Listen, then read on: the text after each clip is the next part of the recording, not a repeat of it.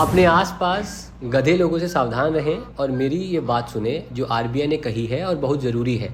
ये हर बच्चे के लिए इम्पोर्टेंट है और हर भारतीय के लिए बहुत इंपॉर्टेंट बात है। सबसे पहले तो आरबीआई ने रेपो रेट को चेंज कर दिया है 50 बेसिस पॉइंट से और 5.5% पे है। इसका मतलब ये है कि अब जो होम लोन है, पर्सनल लोन है, तमाम तरह के जो लोन्स जो बैंक हमें देते हैं वो अब और ज़्यादा सस्ते हो जाएंगे। तो आप सबको हैप्पी बर्थडे। सीआरआर यानी कि कैश रिजर्व रेशियो उसको 3% कर दिया गया है टोटल डिपॉजिट्स का।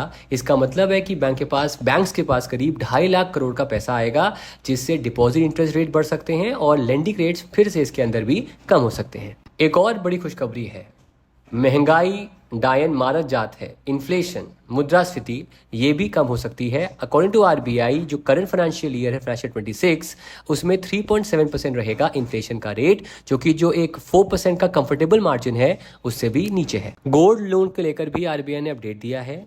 जब कभी आप गोल्ड के बदले लोन लेते हो तो कितना लोन आप ले सकते हो उस रेशियो कहा जाता है एलटीवी, लोन टू वैल्यू।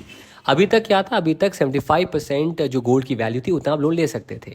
लेकिन अगर आप 2.5 लाख रुपए तक का लोन लेते हो तो वहां पर 85%, 2.5 से 5 लाख तक 80% और 5 लाख के ऊपर 75% ऑफ द गोल्ड वैल्यू पर आपको लोन मिल सकता है। देखो, एक सवाल आपके दिमाग में आएगा कि क्या आगे भी रेपो रेट चेंज हो सकता है? क्योंकि अगर रेपो रेट चेंज होगा, कम होगा, तो होम लोन्स सस्ते हो जाएंगे, उन पे इंटरेस्ट रेट्स।